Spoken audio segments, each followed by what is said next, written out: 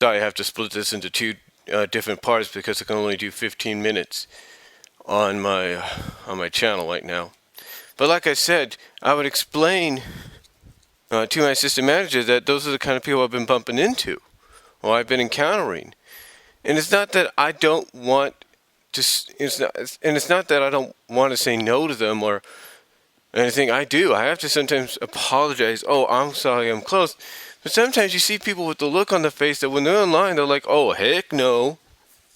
Even when my CSMs or even when my assistants say, okay, you need to do this, you need to do that, customers just don't get it. And they wonder what hurts us sometimes. And like I said, we're trying our best in that store. We're trying our very best. But, the customers, they just don't understand that. And sometimes I think upper management, corporate, doesn't understand that. And I've been doing good. I've been doing very good. In fact, Melanie, she actually complimented me the other night because I was not closing, but I was getting off after a few hours. And she's like, hey, she kind of had to talk to some of us because, apparently one of the overnight support managers thought we were just standing around and we weren't. And she says, look, you guys need to work hard, all right? Because I know you're doing well. And I know that, she pointed to me, she pointed to the new CSM girl and a few others and said, hey, I know you're busting your butts tonight. You're working really hard. You're doing things that you have to do. And I appreciated that. And then the other night, when me and her closed, I printed out my scans per hour. She took it because obviously you need to take it sometimes if you're like the last cashier or not. So she takes it and says, oh, it's not too bad. I'll take it anyway. But she says, that's a lot. I said, well, it's better than I've ever been. She's like, oh, yeah, it's really good. You're really improving. And she was impressed by that. See, the thing is, that's what you need. You need the encouragement. You don't need people saying, hey, you need to hit 900. Because I think, in all honesty, it's got to be between 800 and 1,000 that you got to reach to show that, hey, you can be fast. But here's what's funny. I explained this situation to everybody else, to some other people, right? I explained the situation. And some of them are like, hey, don't worry about it. We've been in your position. It's like, oh, don't worry about it. Some have said, hey, don't worry about it. We're in that same boat. Because I'm sure, because this one guy that was basically told by a new CSM, you may have to get talked to by the assistant manager, and guess what? He was. And I think that was like a day or two after I was, or the day after I was, he was talked to. And it's basically the fact that they just are saying to us, look, you got to speed it up. And here's what's ironic, though. I got talked to on the day that obviously we had a bit of a walkthrough. So I'm wondering, again, as I mentioned in the first part, if maybe the nervousness of being in the position she is, got to her, and that's why she basically, talked to me and kind of gave me the talk, if you know what I'm saying. I'm just wondering. I'm curious about that. So, but, to me, I can understand, like I said, where people are coming from. I get that. I can understand where they're coming from. I get it. But it's like you have to understand where we're coming from because we're doing the very best we can for you guys and for the customers. And sometimes it's not always us. Sometimes it is the customers. Sometimes the customers, they take their time. And sometimes customers could have baskets loaded of stuff. I told my assistant manager, and I've told everybody else, hey, I had one person come up to me in one of the 20 items or less registers, which I think was register 4, one of the first registers you see when you walk in on the produce side of things. And this person had these people had 2 baskets full of stuff. And I encountered that again yesterday. I encountered that on Saturday, and like I said, I encountered it yesterday, Sunday. So it's it's like lately we have been enforcing that. Some of the CSMs and assistant managers have been kind of helping to enforce the fact to customers that, hey, this is 20 items or less, so you need to have less than 20, you have to have around 20 items or less than that, but people still put more items on. And yeah, we do get busy. I get that.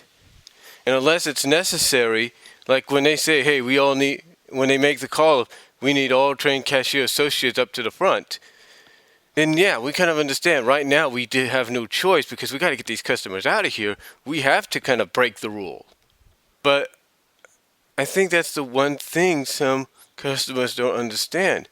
Busy or not, we can't really break that rule unless necessary. And what's even more funny is when people get called up as all trained cashiers to the front gets called at times for customer support or for whatever. What's funny is they don't come up to the front. And I've told my CSMs this. I think I've told an assistant manager or so this. I've said, you know what they're basically saying? When you do that, they're saying, screw you. Well, I didn't necessarily say it in that way. I didn't necessarily say it in that way. But I basically told them that they're just trying to tell you, hey, we're not crazy. We're not coming up there. You're nuts. Because basically, now that they're in these other areas, they basically feel that you can make that call, but they're not obligated to come up unless they want to. And there are some that do come up there. There are some, and I give them credit for that, but there are others that don't. And here's what I've told. Here's what I've told a few some CSMs, and I think even an assistant manager or so. I can't really remember, but I know I've told CSMs. I've said, you know what you need to do? You need to add this onto the call. You need to say, I need all trained cash.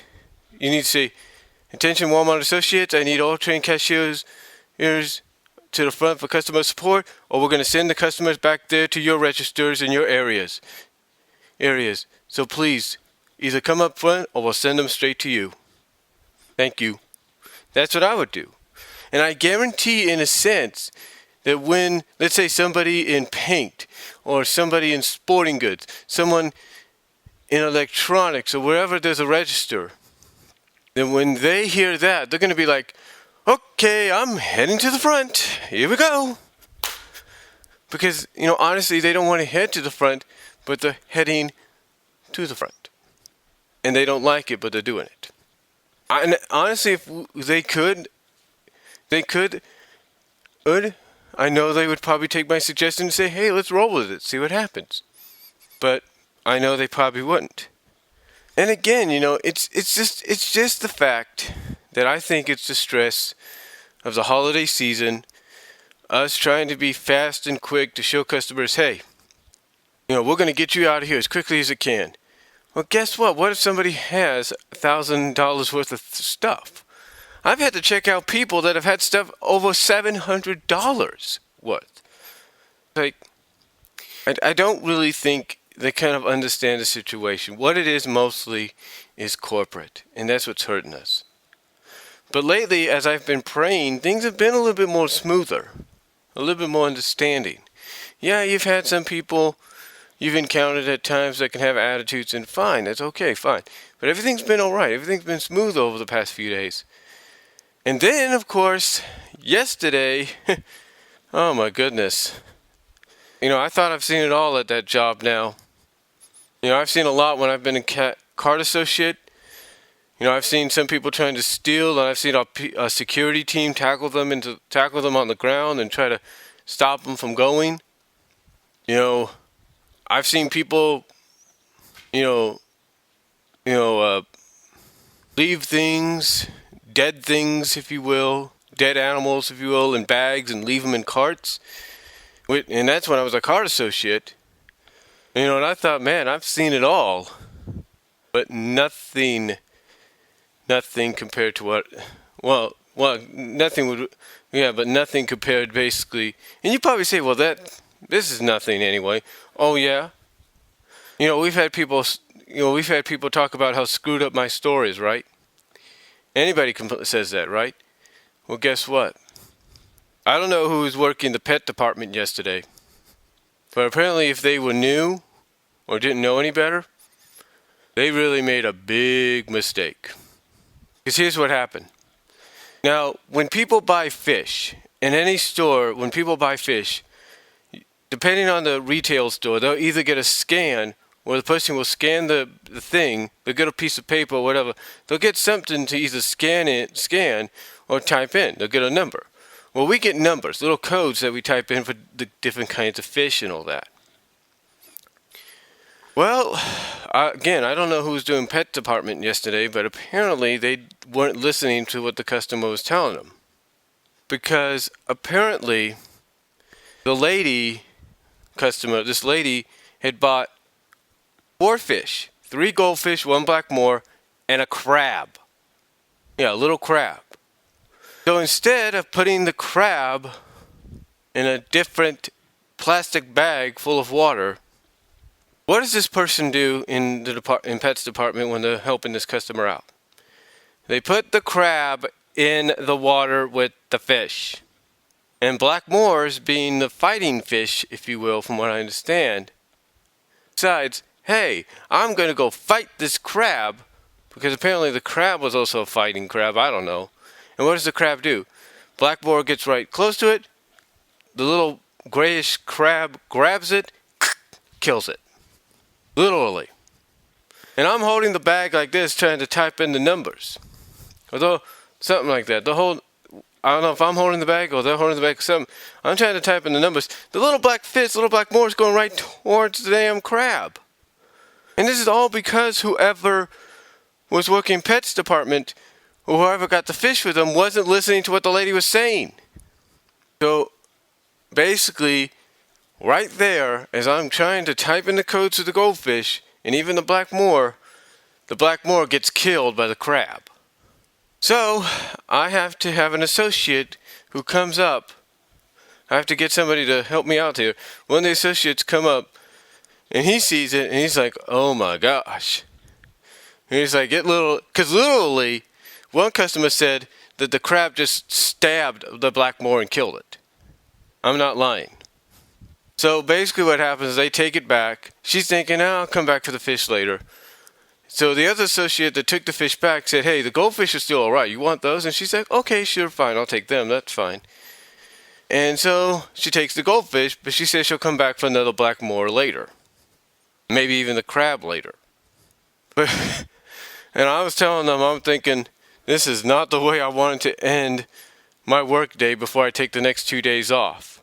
It's not the way I wanted to do it. But it happened.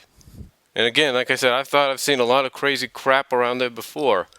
But this is ridiculous. And this just emphasizes, in a sense, what people say about our store. The fact that our store is screwed up sometimes, that you would allow anybody at the pets department to help a customer out that doesn't know anything about fish. But anyway, that's basically how it ended that day and kind of led into this day and the next day off. Like, to me, it's like, what are people thinking sometimes, you know? But I digress. So anyway, that's basically been what this work has been like this past week or so. So thank you all for listening. Sorry this work vlog was in 2 parts. But again, it's because I have a 15-minute time limit here on the YT. And I got to work within that for the time being. So till next time, folks, God bless, take care, and I am out.